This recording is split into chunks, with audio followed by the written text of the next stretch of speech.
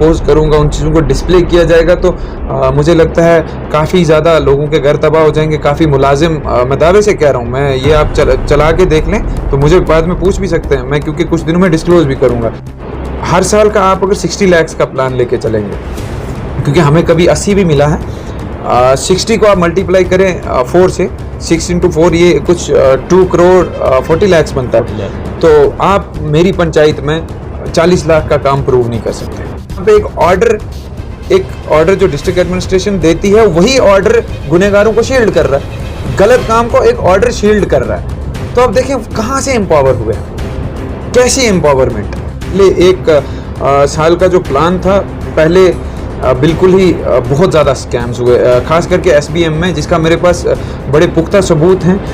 मेरे एरिया में लगभग आप सर्वे कर सकते हैं कि कभी आपने किसी के मुंह से कभी जस्टिस के लिए बात नहीं सुनी होगी कि भाई कहीं पे जस्टिस डिलीवर हो, या किसी मुद्दे को उठाते नहीं देखा होगा। यहाँ पे वो लोग जिनके पास मैन पावर है, वो लोग जो एडमिनिस्ट्रेशन के लिए फेयरवेल पार्टीज, वो लोग जो एडमिनिस्ट्रेशन के लिए वेलकम पार्टीज करते हैं और उन्हें प्लीज करते हैं, अपीज करते हैं। जो स्कैम्स थे, कुछ हो चुके थे, कुछ हो रहे थे, उन्हें रोका। तो जब वो रुक के स्ट्रीमलाइन हुई चीज़ें, तो मैंने सोचा भाई ठीक हो रहा अभी, तो चलो इस बार माफ़ कर देते हैं। अगर इंसान से एक बार गलती होगी, हमारा फ़र्ज़ बनता है माफ़ करना। मैंने कहा चलो बाल बच्चा है इनका भी, नौकरी ना जाए इनकी, तो वो मैंने उस वक्त छोड़ा था। लेकिन ये बिल्कुल सही है, mother of all scams PMAY को कहा भी जाना चाहिए। नाज़रीन आदाब, आप देख रहे हैं आवाम की आवाज़, मैं हूँ आपके साथ इफ्तिकार सूफी। नाज़रीन मोहतरम, कल आपने एक खबर सुनी थी डिफरेंट न्यूज़ चैनल्स के माध्यम से, प्रिंट मीडिया के माध्यम से, कि जिला पुंछ ब्लॉक साथरा की पंचायत कैनू कुलानी से, जहाँ से 3 इलेक्टेड रिप्रेजेंटेटिव्स, 3 इलेक्टेड पंच ने रिज़ाइन दिया था, उन्हीं में से एक हमारे साथ मौजूद है बातचीत करने के लिए, जुल्फ़िकार अहमद। जुल्फ़िकार जी, आपका बहुत बहुत शुक्रिया, आपका खैर मकदम है। आपका भी बहुत बहुत शुक्रिया कि आपने अपने चैनल आवाम की आवाज़ पे हमें मौका दिया अपनी बात रखने का। तो क्या वजूहात रही, आपने क्यों रिज़ाइन दिया? देखें, ये एक रिजेंटमेंट थी। हमने एक नेक्सस जो है एक्सपोज करने की कोशिश की, अपने राइट्स जो हमें जैसे एम्पावर किया गया है एज एन इलेक्टेड रिप्रेजेंटेटिव, और आम आदमी के भी जो राइट्स हैं उनका यूज़ करके हमने एक जो है नेक्सस एक्सपोज करना चाहा। तो उसमें डिस्ट्रिक्ट एडमिनिस्ट्रेशन की तरफ से कोई रिस्पॉन्स अच्छा नहीं मिला, ना ही उन्होंने नोटिस लिया उस चीज़ का। तो जब हम फेल हुए, मुझे लगा कि हमें इस टैग के साथ, इस टैग को अपने साथ रख के जो है तो आगे चीज़ें बढ़ानी नहीं चाहिए। तो सोचा कि आम आदमी बन के अब चीज़ें आगे रखेंगे, तो फिर इस वजह से। किस नेक्सिस को आपने एक्सपोज करने की बात की? कौन सा वो नेक्सिस था जो नेक्सिस आपने एडमिनिस्ट्रेशन तक पहुंचाने की कोशिश की? देखिए, जैसे आपने नेशनल मीडिया पे भी सुना, थ्रू डिफरेंट जो भी प्रिंट मीडिया है, बाकी के जितने भी पोर्टल्स थे, सब ने न्यूज़ चलाई। हमारे यहाँ एक हाइड्रो पावर प्रोजेक्ट है, जैसे सारे लोग जानते हैं डिस्ट्रिक्ट पुंछ के लगभग, मैगपाई हाइड्रो पावर प्रोजेक्ट। देखें, उसका एक डैम साइट है, वो हमारे गाँव में ही है, कैनो कलानी, और गगड़कोट में उसका जो है पावर हाउस है, बिजली इस वक्त जो है पावर प्रोड्यूस करता है वो। साथरा से आप अगर नज़र दौड़ाएंगे तो वहाँ एक डैम बना हुआ है पार कैनू की बाउंड्री पे। उस डैम के पीछे ना हर साल जो है मलबा इंटेंशनली इकट्ठा होने दिया जाता है। मलबा आप ये मान लें, मिनरल्स जितने भी रिसोर्सेज पीछे से आते हैं, जो गाँव में जाने चाहिए थे बह के, जो नहीं जाते उन्हें इंटेंशनली इकट्ठा किया जाता है। उसके बाद साल के बाद एक परमिशन ली जाती है डिस्ट्रिक्ट ऑफिसर्स से, डिस्ट्रिक्ट मिनरल ऑफिसर से, और हमारे DM सर जो है उनका भी कंसेंट होता है उस पर। वो लेके जो है वहाँ से मिनरल्स एक्सट्रैक्ट किए जाते हैं, उसमें इंक्लूडिंग रेत, बजरी, ज़्यादा उसमें सैंड की क्वांटिटी ज़्यादा रहती है। वो निकाल के कुछ लोग, मैं ये आज खुल के बोलूँगा कि उसमें कुछ लोगों की इन्वॉल्वमेंट रही है, मैंने नेशनल मीडिया पे भी बोला है। वहाँ के हमारे कुछ इन्फ्लुएंशियल लोग 2-3 मिल के, और दूसरा जो GM है इस प्रोजेक्ट का, वो इज़ अ काइंड ऑफ गुंडा, ठीक है, मैं बताऊंगा गुंडा क्यों है, वो भी बताऊंगा। वो क्या करता है, वो उन लोगों के साथ मिल के वो मिनरल्स एक्सट्रैक्ट करवाता है, उस डिस्पोजल परमिट की आड़ में वापस उनको वो जो है सेल करते हैं, हर सालों साल बेचते हैं, और करीबन यकीन माने आप 1 करोड़ 1.5 करोड़ का मलबा जो है मिनरल्स वो बेचते हैं हर सालों साल। तो इस बार मैंने कोशिश की, भाई इस बार क्यों बेचने दें, ये हमारा एसेट है, ये पंचायत का एसेट है, यही पैसा लगा के हम पंचायत को डेवलप कर सकते हैं। तो किसी ने सुनी नहीं। मैंने जब DC साहब को through social media, through different channels, मैंने व्हाट्सएप का यूज़ भी किया, मैंने हर तरीके से मैसेज कन्वे करने की कोशिश की, मैंने ऑनरेबल लेफ्टिनेंट गवर्नर सर को भी एक जो है ग्रीवेंस फाइल किया वहाँ पे, वो भी इनके पास पहुँचा। लेकिन DC साहब भी टस से मस नहीं हुए, उन्होंने कहा नहीं जी, ये थ्रू जितने भी रूल्स एंड प्रोसीजर्स हैं उनको फॉलो करके किया जा रहा है। लेकिन मैं आपको बताऊं कि हम एक पढ़े लिखे इंसान हैं, अल्हम्दुलिल्लाह इतनी चीज़ें समझते हैं। हमने जो prevention of illegal mining act 2016 है उसको भी देखा, हमने उस परमिशन को भी देखा। वहाँ पे उन्होंने लिखा है कि आप ट्रांसपोर्ट कर सकते हो वहाँ से, क्योंकि एमरजेंट नेचर है तो इसको ट्रांसपोर्ट कर सकते हो आप 2000 मेट्रिक टन, ठीक है। तो वहाँ 2000 लैक्स निकाल लिए उन्होंने, कोई वहाँ पे आके चेक नहीं ले रहा। माइनिंग उस प्रोसीजर में ये कहा है कि माइनिंग या जियोलॉजी एंड माइनिंग डिपार्टमेंट से कोई इंसान आएगा, उनका कोई ऑफिशियल आएगा जो रोज़ उसका चेक लेगा, आप कितनी क्वांटिटी ले रहे हो उसको मेजर करेंगे। नहीं आ रहा है कोई। उसके अलावा ये है कि सेल तो कर ही नहीं सकते, पहली बात, बेच तो सकते नहीं। दूसरा ये था कि आपका रोज़ कितना ट्रांसपोर्ट कर रहे हो, ऑथेंटिकेटेड एक ई चालान होना चाहिए, वो भी नहीं है कहीं पे। अब मेरा सवाल ये था उनसे, ठीक है इस बार आप निकाल रहे हो, डिस्ट्रिक्ट मिनरल ऑफिसर ने थ्रू मीडियम ये कहा कि नहीं जी वो ये एक्सट्रैक्ट कर रहे हैं लेकिन इसको बेचने नहीं दिया जाएगा, हम इसका प्रॉपर चेक लेंगे। मुझे बताएं आप इस बार बेचने नहीं देंगे, पिछले 5-6 साल से जो निकाल रहे हैं वो कहाँ गया? आप मुझे बताएं वो मिनरल्स कहाँ चले गए? उनको क्या रातों रात कोई कौन सी चीज़ है, कौन सी आफत खा गई? तो यही चीज़ें थी। जब डिस्ट्रिक्ट एडमिनिस्ट्रेशन ने इन चीज़ों का नोटिस नहीं लिया, मुझे लगा कि बेहतर है कि हमें अपने ओहदों से रिज़ाइन करना चाहिए। और कुल मिला के हमने कल रिज़ाइन किया और अब हम थ्रू डिफरेंट मीडियम्स जो है कानून का सहारा लेके अब आगे की जो है प्रोसीडिंग्स करवा रहे हैं। जुल्फ़िकार जी, जिस वक्त सरकार ने पंचायत के इलेक्शन करवाए, जब 3 टायर की बात की गई और कहा गया था कि सरपंच को पंच को जो है इख्तियारात दिए जाएंगे, ठीक, ये ग्राउंड लेवल के वर्कर हैं, ये ग्राउंड लेवल पे काम करते हैं, काम करेंगे, आवाम की खिदमत करते हैं, और आप भी बड़ी उम्मीदें लेके आए थे क्योंकि आप एक पढ़े लिखे, माशाल्लाह पढ़े लिखे नौजवान हैं। तो क्या वजूहत रही आप पॉलिटिक्स में आए, फिर आपने उसके बाद पंच बने, फिर रिज़ाइन किया, इस वक्त क्या आपको फील हो रहा है? हाँ देखिए, जो आपने राइट्स की बात की, एम्पावरमेंट की बात की, देखिए मैंने भी 73rd अमेंडमेंट, पंचायती राज एक्ट, ये सारा कुछ पढ़ के ना उसके बाद मैं इस फील्ड में कूदा।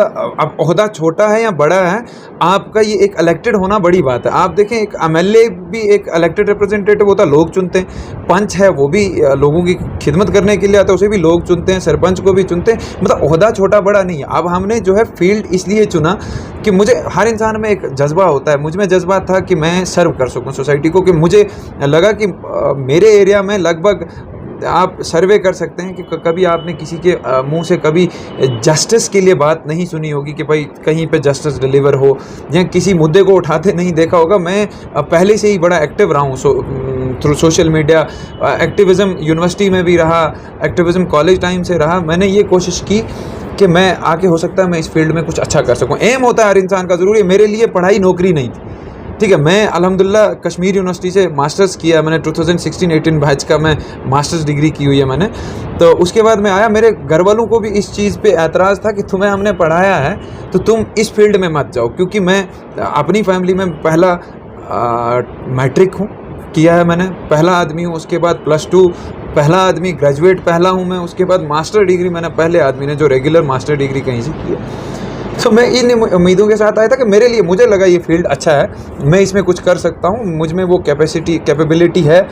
लेकिन बाद में हुआ ये कि आपने, जैसे मैंने अभी थोड़ी देर पहले आपके साथ डिस्कस किया, जहाँ पे एक ऑर्डर जो डिस्ट्रिक्ट एडमिनिस्ट्रेशन देती है, वही ऑर्डर गुनहगारों को शील्ड कर रहा है, गलत काम को एक ऑर्डर शील्ड कर रहा है। तो अब देखें कहाँ से एम्पावर हुए, कैसी एम्पावरमेंट।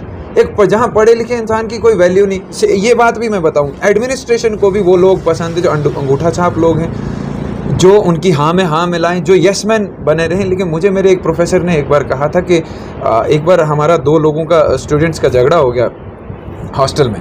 तो हम जब आए, हमारे प्रोफेसर थे डॉक्टर खुर्शीद काजी साहब, तो उन्होंने मुझे कहा, जुल्फ़िकार आपने हॉस्टल में लड़ाई की? मैंने कहा नहीं यस सर। फिर कुछ पूछा, मैंने कहा यस सर। तो मुझे उन्होंने डांटा, मुझे उन्होंने कहा don't be a yes man, be a critic. तो तब से मैंने ना, मुझ में वो, मैं एक, मतलब I try to be a kind of staunch critic, ताकि मैं चीज़ों को जो है सही गलत की पहचान करूं और मैं उन्हें क्रिटिसाइज़ कर सकूं। गुनाह तो नहीं है ना।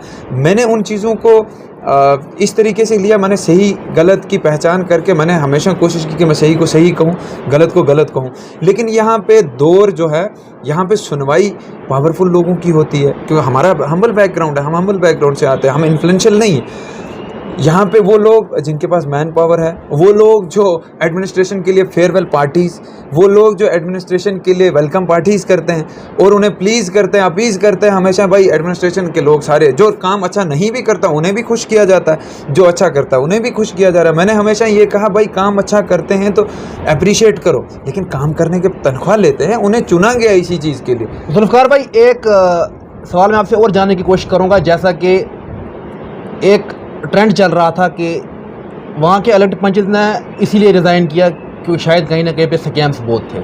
हाँ, स्कैम्स का जहाँ तक मसला है, देखिए मैंने कोशिश की, मैंने काफ़ी चीज़ें स्ट्रीमलाइन भी की। पहले एक साल का जो प्लान था, पहले बिल्कुल ही बहुत ज़्यादा स्कैम्स हुए, ख़ास करके एसबीएम में, जिसका मेरे पास बड़े पुख्ता सबूत हैं। अगर जिस वक्त मैं वो डिस्क्लोज़ करूँगा, एक्सपोज़ करूँगा, उन चीज़ों को डिस्प्ले किया जाएगा तो मुझे लगता है काफ़ी ज़्यादा लोगों के घर तबाह हो जाएंगे। काफ़ी मुलाजिम, मैं दावे से कह रहा हूँ, मैं ये आप चला के देख लें तो मुझे बाद में पूछ भी सकते हैं मैं, क्योंकि कुछ दिनों में डिस्क्लोज़ भी करूँगा। काफ़ी लोग उसमें जो हैं सस्पेंड हो सकते हैं, टर्मिनेट हो सकते हैं। उस वक्त के वीडियोज़, उस वक्त के सेक्रेटरीज़, उस वक्त के बाकी जो भी ऑफिशियल्स डील कर रहे थे, सिर्फ अगर मैं एक एसबीएम ले लूँ, ठीक है, उसके अलावा बहुत ज़्यादा स्कीम्स हैं पंचायत में। आप 14th FC ले लें, मनरेगा, आप MG नरेगा ले लें। मैं ये मज़े की बात आपको एक बताऊं कि MG नरेगा जो है, हर साल का आप अगर 60 लाख का प्लान लेके चलेंगे, क्योंकि हमें कभी 80 भी मिला है, 60 को आप मल्टीप्लाई करें 4 से, 6 × 4 ये कुछ 2 करोड़ 40 लाख बनता है। तो आप मेरी पंचायत में 40 लाख का काम प्रूव नहीं कर सकते। जुल्फ़िकार भाई, जिस तरह से लोग इल्ज़ामात लगाते हैं, क्योंकि ये सवाल मैं आपसे इसलिए कर रहा हूँ, आप पंचायत बॉडी को रिप्रेजेंट कर रहे थे, क्योंकि आपसे कोई चीज़ छुपी नहीं है। ये भी कहा जाता है कि जो PMAY स्कीम, PMAY, ये भी कहा जाता है कि मदर ऑफ ऑल स्कैम्स जो है PMAY है, तो इस पर क्या कहेंगे आप? देखें, जब यहाँ पे हमारे ACD साहब थे राजेश लखन साहब, उनके टाइम मैंने CP ग्राम पे अपने सेंट्रल मिनिस्ट्री को एक कंप्लेंट फाइल की थी मैंने। उसके बाद वो आई, यहाँ पे उसकी जो है कमेटीज़ बनी, कमेटीज़ ने जो है पूरे आके उन चीज़ों का मतलब चेक लिया, नोटिस लिया, आके विज़िट की पंचायत। तो यकीन माने उस कमेटी ने भी गलत रिपोर्ट दी थी। कमेटी ने जब गलत रिपोर्ट दी, मैंने फिर से कंप्लेंट की। उसके बाद उन कमेटी वालों ने मुझसे माफ़ी, तरले, ये वो माफ़ियाँ मांगी मुझसे। तो मैंने फिर भी उस वक्त, क्योंकि कुछ लोगों की नौकरियां जा रही थी, मुझे राजेश लखन साहब ने कहा, एक जवाब दिया, उन्होंने कहा कि मुझे मुर्मू साहब ने यहाँ इसे करप्शन फ्री करने भेजा था। तो मैंने उनके आगे कुछ ऐसे स्कैम्स रख दिए कि वो खुद परेशान हो के, भाई ये मेरे लोग कर क्या रहे हैं, मेरे ऑफिशियल्स क्या कर रहे हैं। फिर उस वक़्त ये मेरी गलती है कि मैंने कुछ लोगों को माफ़ किया, और क्योंकि फिर राजेश लखन साहब ने चीज़ें स्ट्रीमलाइन करवाई, ठीक है। जो स्कैम्स थे, कुछ हो चुके थे, कुछ हो रहे थे, उन्हें रोका। तो जब वो रुक के स्ट्रीमलाइन हुई चीज़ें, तो मैंने सोचा भाई ठीक हो रहा, अभी तो चलो इस बार माफ़ कर देते हैं। अगर इंसान से एक बार गलती होगी, हमारा फ़र्ज़ बनता है माफ़ करना। मैंने कहा चलो बाल बच्चा है इनका भी, नौकरी ना जाए इनकी, तो वो मैंने उस वक्त छोड़ा था। लेकिन ये बिल्कुल सही है, mother of all scams PMAY को कहा भी जाना चाहिए। इस बार फिर भी चीज़ें जो हैं, इस बार मुझे लगता है काफ़ी हद तक ठीक हुई हैं। काफ़ी कमेटीज़ बैठी हैं, उन्होंने फिर से रीवेरीफाई किया है चीज़ों को, लिस्ट को रीवेरीफाई किया। जहाँ पे कहीं प्रॉब्लम्स दिखी है उन्हें, वो उनको ठीक कर रहे हैं। जैसे मैंने BDO साथरा, हमारे बड़े ईमानदार आदमी हैं संजय कपूर साहब, उन्होंने बहुत खींचा हुआ इस वक्त सिस्टम, तो वो अच्छे से चला रहे हैं। मुझे उम्मीद है कि वहाँ जो स्कैम्स मैंने उनके साथ डिस्कस किए हैं, जहाँ पे खराबी है IAY में, तो वो उस चीज़ों को रोक रहे हैं। तो जहाँ मैं यहीं से मुझे एक बात याद आई कि हमारे कुछ रिप्रेजेंटेटिव्स ने, इंक्लूडिंग गांव के नंबरदार वगैरह, उन्होंने मिलके ना एक पर्टिकुलर कम्युनिटी को जो रिजेक्शन में देने थे कि ये किसी के पास राशन कार्ड नहीं है, किसी के पास कोई जॉब कर रहा है, कोई पेंशनर है, तो उन्होंने चुन के ना बीच में गुजर तबका के जितने भी लोग हैं उनको चुन के उस लिस्ट में दे दिया। तो वो बाद में BDO साहब से मैंने बात करके कुछ लोगों को बाहर निकलवाया कि ये जेन्युइन केसेस है। उसके बाद मैं एक बात फिर आपको ये बताऊं, आपने स्कैम्स की और नाइंसाफ़ियों की बात की। आप अगर सारे प्लान्स को डिस्कस करेंगे, इतना पैसा हमारी पंचायत पे लगा। गुजर बरादरी हमारी एक है जो मेरे गाँव की है, यकीन माने उनको 90 दिन का रोज़गार नहीं मिला होगा MG नरेगा का अभी तक। उनके प्लान में लिख के देता हूँ। मेरे एक लोग, वो एक फ्लड प्रोन एरिया आपको पता है, वहाँ पे एक गुजर बरादरी मेरी के लोग, मेरे वोटर्स भी हैं, मैं वोटर्स नहीं कहूँगा, मेरे अपने लोग बिल्कुल नाले के साथ रहते हैं। वहाँ पे 3 बार मैंने रखवाया नाला बंडिंग, नाला बंडिंग का काम रखवाया वार्ड नंबर 1, वो तीनों बार उसे वार्ड नंबर 7 करके पैसे निकलवा लिए गए। मैं चुप रहा, मुझे लगा कि पहले इनकी हद देखते हैं किस हद तक जाता है, उसके बाद एक ही बार इनका पिटारा खोलेंगे। और आप पिटारा ऐसे खोलूँगा, मैंने कहा कि कुछ लोग अंदर भी हो सकते हैं, मतलब कुछ लोगों की नौकरियां भी जा सकती हैं। तो इंशाल्लाह ये जुल्फकार भाई, आप एक इतना पढ़ाई करने के बाद आए थे, ठीक है, आपने एक्सपेरिमेंट भी कर लिया, तो अब जो लोग, जो यंग जनरेशन के जो हमारे भाई हैं, जो भी है, जो आपको देख रहे हैं, जो पॉलिटिक्स में आना चाहते हैं, तो उनके लिए क्या मैसेज आएगा? Politics is a good field. Politics जो है ना, मतलब पॉलिटिक्स अगर ध्यानतदारी से की जाए, ये आपको ये नहीं देखना, नहीं आप सिर्फ एक पंच बन रहे हैं, पता नहीं पंच को छोटी पोस्ट है, आप बहुत बड़े पढ़े लिखे, यार आप किसी भी कैपेसिटी में सर्व कर सकते हो, ठीक है। आप में वो जज्बा होना चाहिए, आप पंच बने, आप सरपंच बने, आप एमएलए बने, कुछ भी बने, लेकिन बने, आए फील्ड में आए। ये पढ़े लिखे लोगों का ज़माना है। आप पढ़ाई को सिर्फ वो नौकरी का एक ज़रिया मत समझे, देने वाली ज़ात अल्लाह ताला की है। मेरे लिए, मैंने पहले भी कहा कि मेरे पेरेंट्स को हमेशा एतराज़ रहा है कि तुम इस फील्ड में क्यों जा रहे हो, हमने आपको पढ़ाया था कि आप, और मेरी फैमिली को, मेरी बरादरी, रिश्तेदारों को, हर किसी को एक्सपेक्टेशंस थी कि ये कहीं दूर जाएगा, किसी अच्छी पोस्ट पे जाएगा। तो मैं उन्हें कहता हूँ, देने वाली, खिलाने वाली ज़ात अल्लाह की है। तो मुझे पता है कि मैं यहाँ से अच्छा करूँगा, मुझे जो लोगों ने इज़्ज़त दी है, अगर मैं इसके साथ जस्टिस कर पाऊँ तो मेरे लिए ये बहुत बड़ी बात है।